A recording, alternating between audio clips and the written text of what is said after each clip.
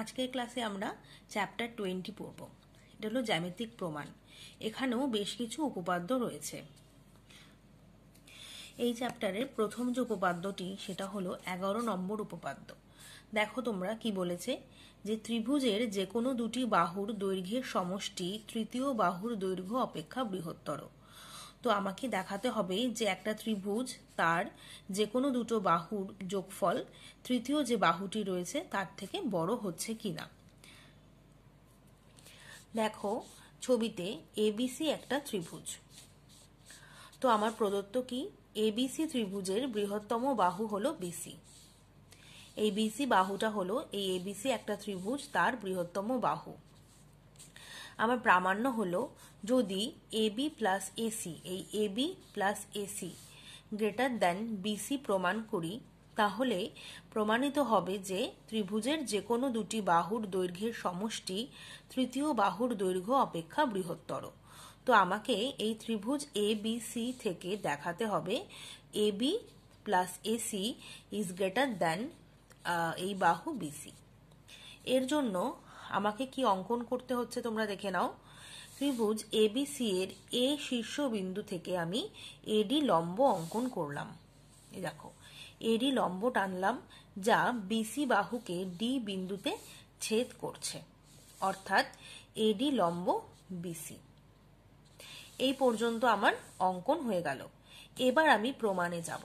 তোমরা লক্ষ্য করো, এই এডি লম্বটি এই ত্রিভুজ এবিসি কে দুটি ছোট ছোট ত্রিভুজে ভাগ করেছে। একটা হলো ত্রিভুজ এ বি ডি আর একটা হলো ত্রিভুজ এ ডি সি। স্বভাবতই ত্রিভুজ এ বি ডি থেকে আমরা দেখতে পাচ্ছি কোণ এ ডি বি হলো আমার সমকোণ, অর্থাৎ এটা একটা সমকোণী ত্রিভুজ। সমকোণী ত্রিভুজের এই কোণটা যদি সমকোণ হয় তাহলে আর বাকি দুটো কোণ তাহলে কি হবে, এরা সূক্ষ্মকোণ হবে। আমরা জানি সূক্ষ্মকোণ হলো সমকোণের থেকে ছোট। এবার তোমরা একটু প্রমাণটা দেখে নাও। ত্রিভুজ এ ডি বি এর কোণ এ ডি বি হলো এক সমকোণ, যেটা আমি তোমাদেরকে বললাম অঙ্কনানুসারে, কারণ এডি লম্ব হলো বিসি। এবার অ্যাঙ্গেল এডিবি হলো সমকোণ ও অ্যাঙ্গেল বিএডি হলো সূক্ষ্মকোণ। আমি তোমাদেরকে এটাই বলেছি যে সমকোণী ত্রিভুজে একটা সমকোণ ছাড়া বাকি দুটো কোণ হলো সূক্ষ্মকোণ। অর্থাৎ আমি বলতে পারি কোণ এডিবি ইজ গ্রেটার দ্যান কোণ বিএডি।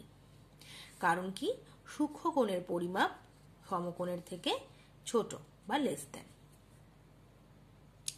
এবার তোমরা একটু ছবিতে লক্ষ্য করো, এই যে সমকোণ এটার বিপরীত বাহু হলো আমার এবি, আর এই যে সূক্ষ্মকোণ নিয়েছি বিএডি, এটার বিপরীত বাহু হলো আমার কত, বিডি। তো আমরা আগের চ্যাপ্টারে পড়েছিলাম যে বিপরীত মানে বৃহত্তম কোণের বিপরীত বাহু আর ক্ষুদ্রতম কোণের বিপরীত বাহু অপেক্ষা বৃহত্তর হবে। তাহলে এখানে সমকোণের বিপরীত বাহু হলো এবি আর এই সূক্ষ্মকোণের বিপরীত বাহু হলো বিডি। তাহলে আমি বলতে পারি এবি এই বিডি থেকে বড় হবে। তোমরা এখানে লক্ষ্য করো, সেটাই কিন্তু লেখা হয়েছে, AB is greater than BD. এটাকে আমি 1 নম্বর দিয়ে রেখেছি। পাশের যুক্তিটাও লিখে দিয়েছি যে ত্রিভুজের বৃহত্তর কোণের বিপরীত বাহু ক্ষুদ্রতর কোণের বিপরীত বাহু অপেক্ষা বৃহত্তর।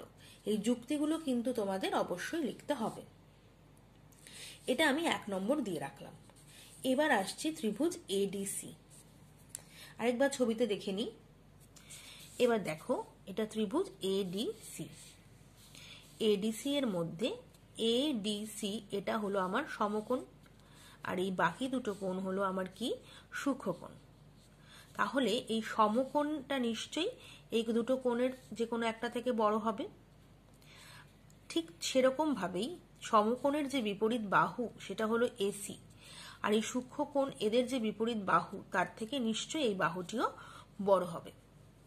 তো প্রমাণটা একবার দেখে নিই।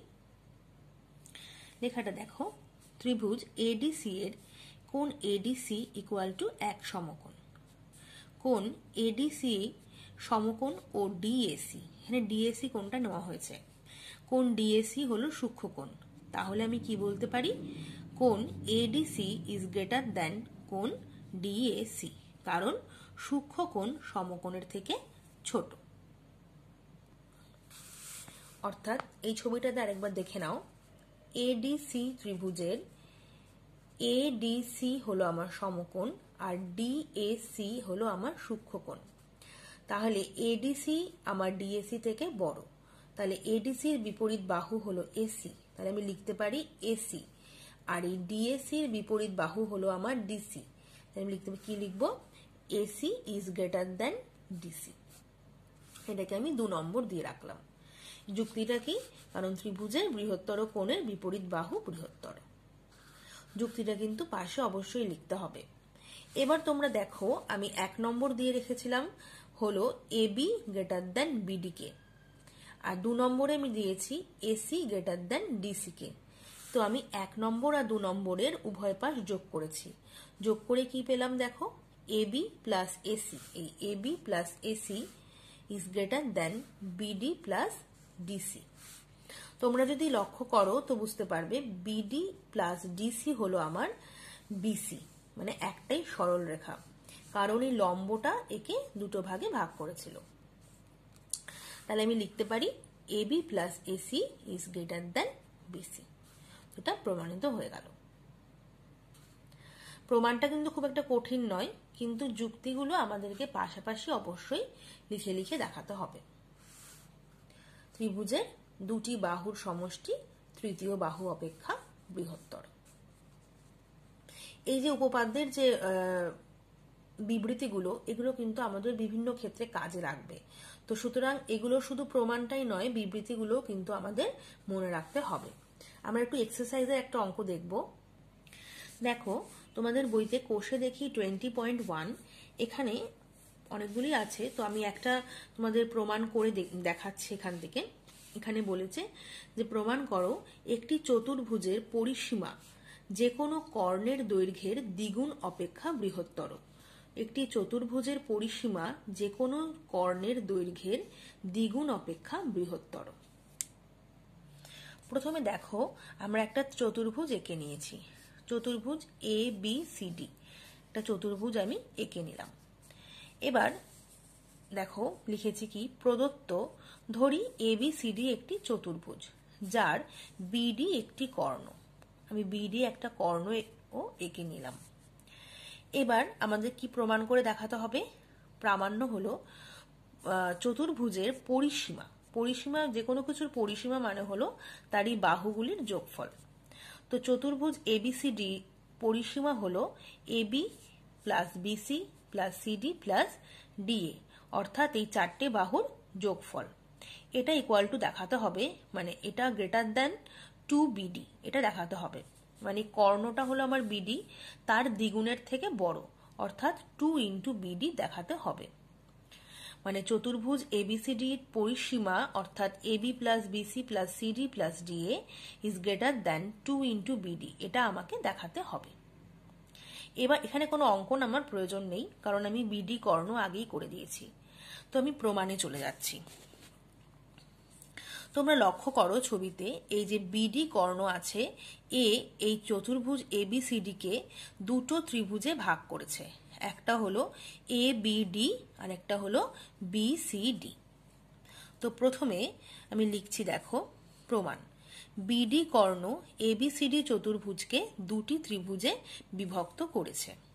তো প্রথমে আমি এই ত্রিভুজ এবিডি থেকে পাই, কি পাচ্ছি, যে AB plus AD is greater than BD, কারণ এই চ্যাপ্টারে আমরা পড়েছি যে ত্রিভুজের 2টি বাহুর সমষ্টি তৃতীয় বাহুর থেকে বৃহত্তর।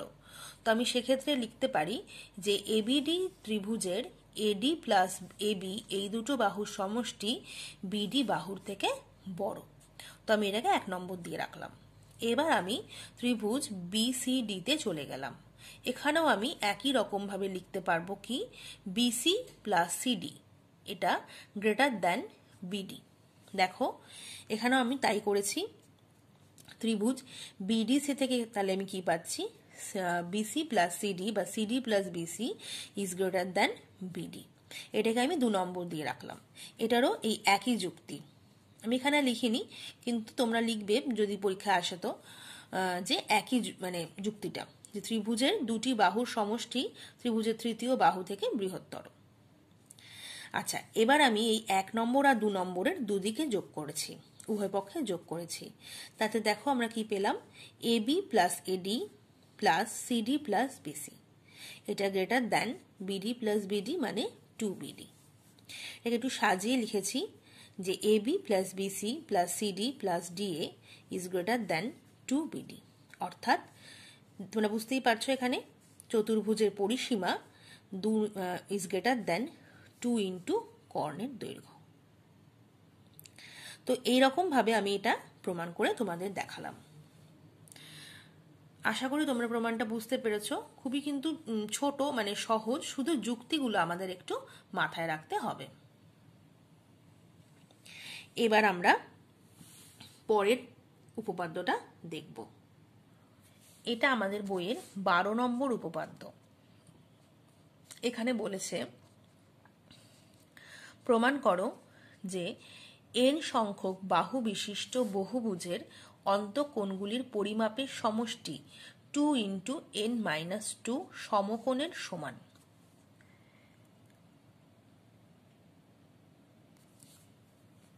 n সংখ্যক বাহু বিশিষ্ট বহুভুজের অন্তঃকোণগুলির সমষ্টি 2 ইন্টু n-2 সমকোণের সমান।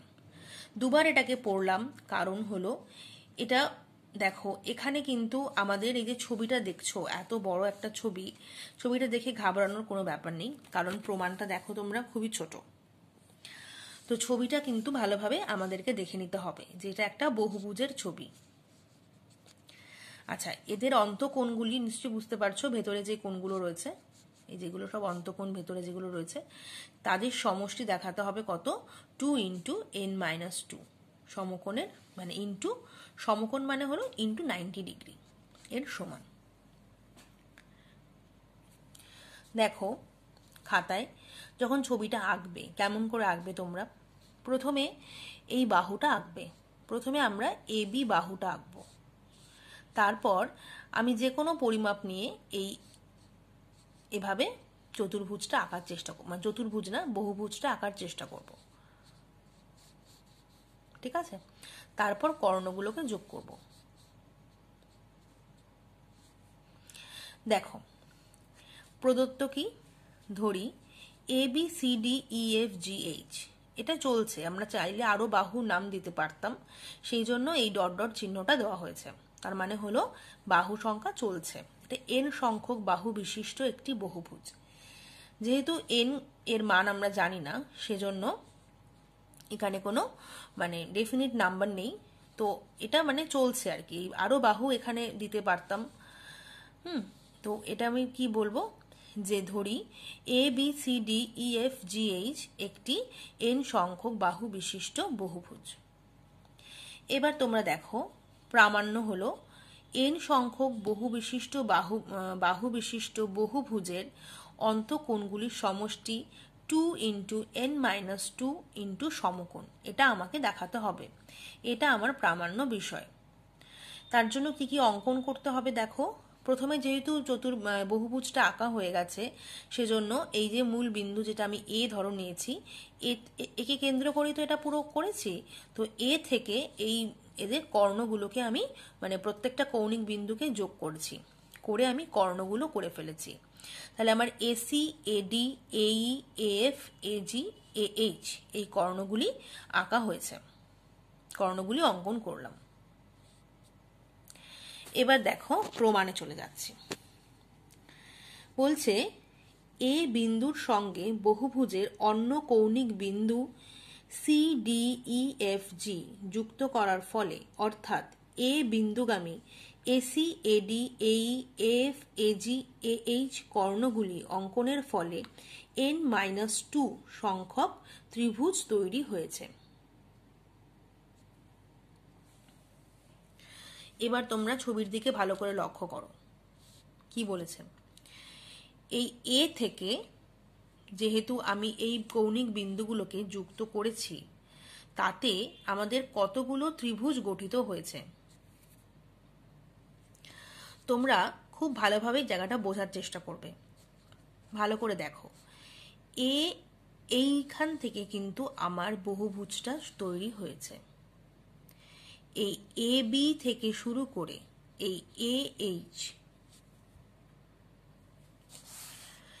এইচ পর্যন্ত যেই বহুভুজটা আমার গঠিত হয়েছে সেখানে কতগুলো বাহু আছে তোমরা খুব ভালোভাবে লক্ষ্য করো।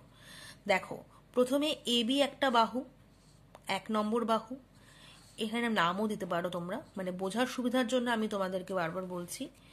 এটা 1 নম্বর বাহু, এটা আমার 2 নম্বর বাহু, এটা 3 নম্বর বাহু, এটা 4 নম্বর বাহু, এটা 5, এটা 6, এটা 7, আর এই যে এইচ এটা আমার 8 নম্বর বাহু। তাহলে এই যে বহুভুজটা আমার গঠিত হয়েছে এখানে আমার 8টা বাহু রয়েছে। এন এর মান কত? 8। এবার তোমরা দেখো এখানে ত্রিভুজ তাহলে কটা গঠিত হয়েছে। এই একটা ত্রিভুজ, এটা 1 নম্বর ত্রিভুজ, এটা 2 নম্বর ত্রিভুজ, এটা 3 নম্বর ত্রিভুজ, 4, 5, 6। তাহলে ত্রিভুজ গঠিত হলো আমার 6টা। বাহুর সংখ্যা আমার হলো 8টা, তার জন্য আমার ত্রিভুজ তৈরি হয়েছে 6টা, অর্থাৎ 8 - 2। মানে কি আমি বলতে পারি n-2? নিশ্চয়ই বলতে পারি। তাহলে এই যে লেখাটা যে এখানে লিখেছি এটা তোমরা আশা করি বুঝতে পারলে। আমি প্রমাণ করে দেখালাম তোমাদের যে এ বিন্দুর সঙ্গে বহুভুজের অন্যান্য কৌণিক বিন্দুগুলি যুক্ত করার ফলে যে আর তার সাথে কর্ণগুলি অঙ্কন করার ফলে যে ত্রিভুজ তৈরি হয়েছে তার সংখ্যা হলো কত? n-2। আমার ছবিতে 8টা বাহু ছিল আর আমি 6টা ত্রিভুজ পেয়েছি, অর্থাৎ 8 - 2 মানে 6। তো যদি যেহেতু এখানে ছবিতে দেখো তোমরা এই যে ডট ডটটা যাচ্ছে, এটা আরো বর্ধিত করা হয়েছে, তার মানে আমি আরো আঁকতে পারতাম।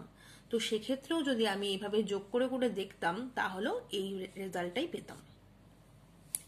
এবার দেখো পরবর্তী অংশটা কি বলেছে। এবার বলেছে তাহলে ABCDEFGH এই যে বহুভুজটি এটার অন্তঃকোণগুলির সমষ্টি তাহলে কত হবে? এটার অন্তঃকোণগুলির সমষ্টি তাহলে কি হবে? তাহলে n-2 সংখ্যক যে ত্রিভুজ গঠিত হয়েছে তাদের অন্তঃকোণগুলির সমষ্টির সাথে সমান হবে, তাই তো?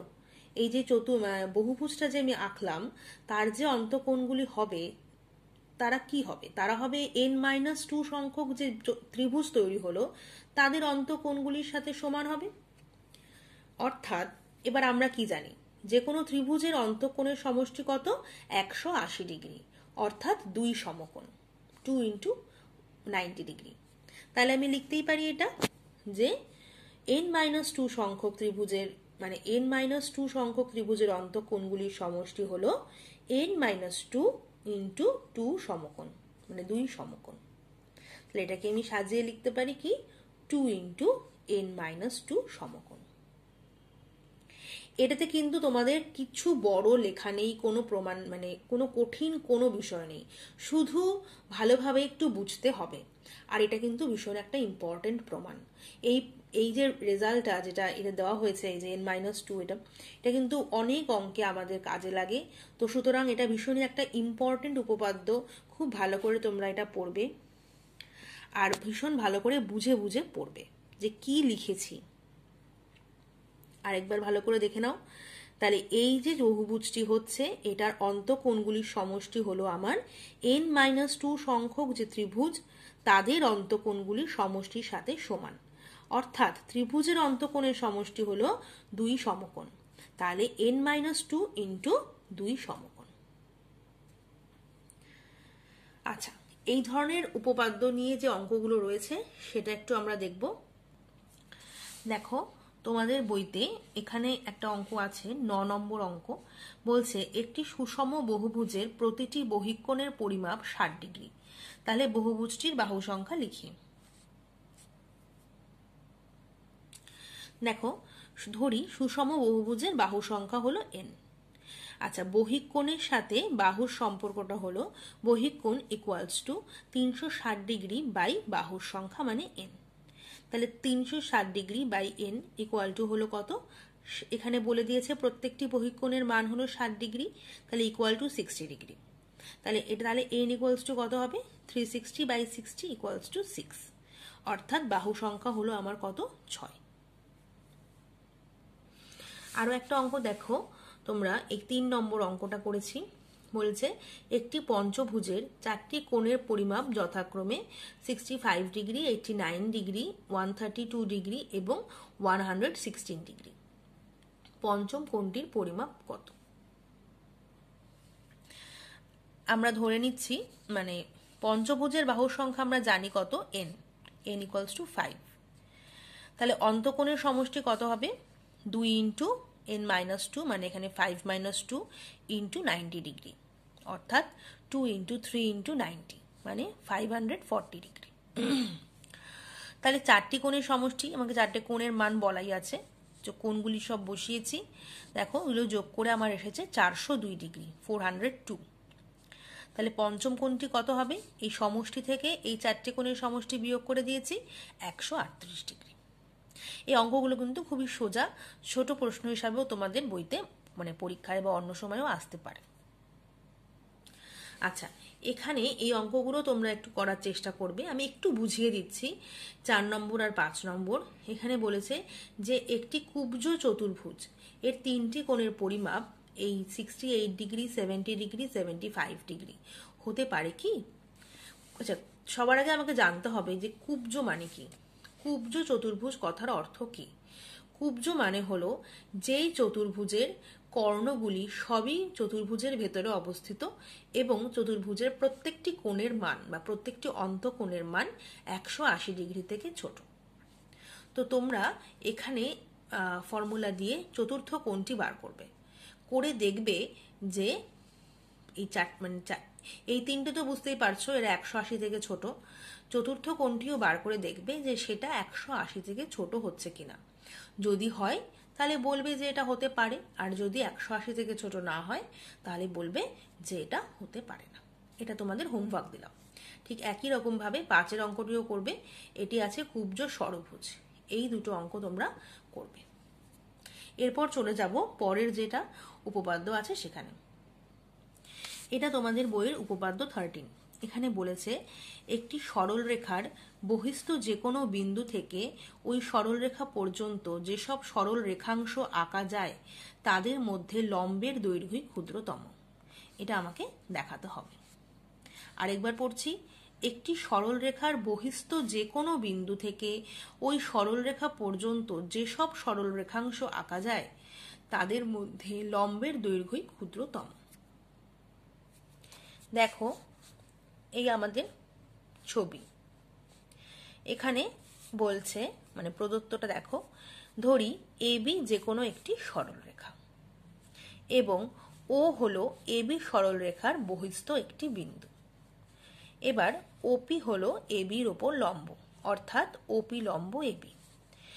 এবি একটি সরল রেখা, ও হলো একটি বহিস্থ বিন্দু, আর ওপি হলো আমার এবি সরল রেখার ওপরে লম্ব।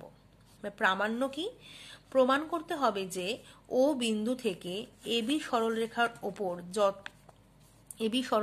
ওপর যেসব রেখাংশ আঁকা যাবে তাদের প্রত্যেকের দৈর্ঘ্যই ওপির দৈর্ঘ্য থেকে ছোট। মানে আমাকে দেখাতে হবে যে ও বিন্দু থেকে এই এবির ওপরে আর যতগুলো আমি সরলরেখা আঁকতে পারি তার মধ্যে সব থেকে এই ওপির দৈর্ঘ্যটাই ছোট।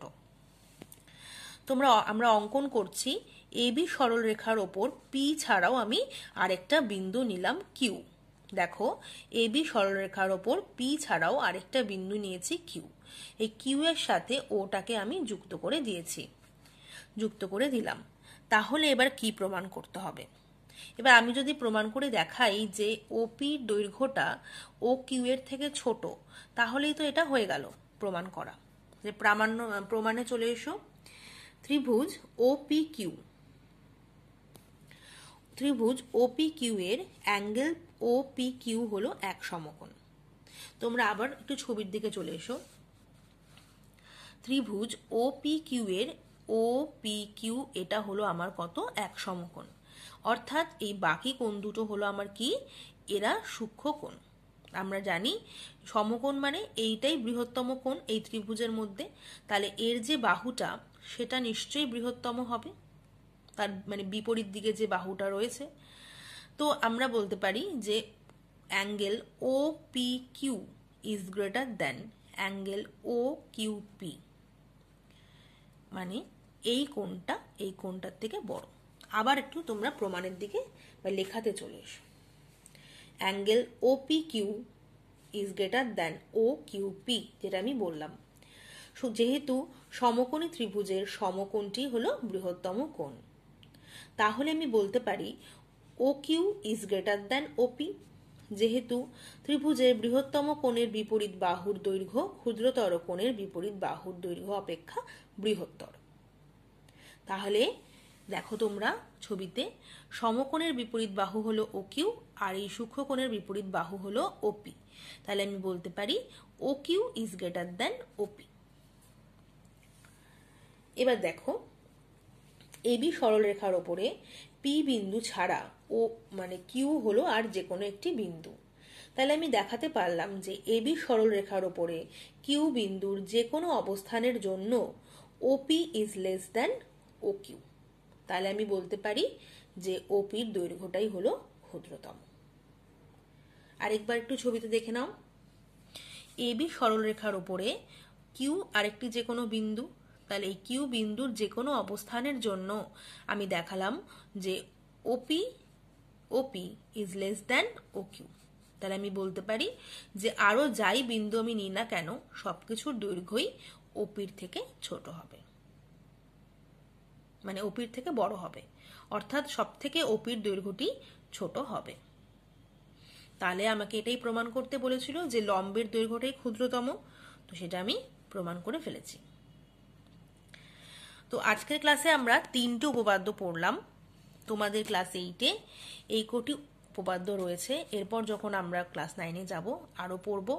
তো উপপাদ্যগুলো কিন্তু শুধু মুখস্থ করলেই হবে না, তোমাদের এই রেজাল্টগুলো মাথায়ও রাখতে হবে, কারণ এই প্রত্যেক নিশ্চয়ই তোমরা বুঝতে পারছো আগের চ্যাপ্টারে যেগুলো পড়েছিলাম সেগুলো কিন্তু এখানে কাজে লেগেছে। তো প্রত্যেকটা উপপাদ্যের বিবৃতি কিন্তু আমাদের বিভিন্ন সময় বিভিন্ন ক্ষেত্রে কাজে লাগবে।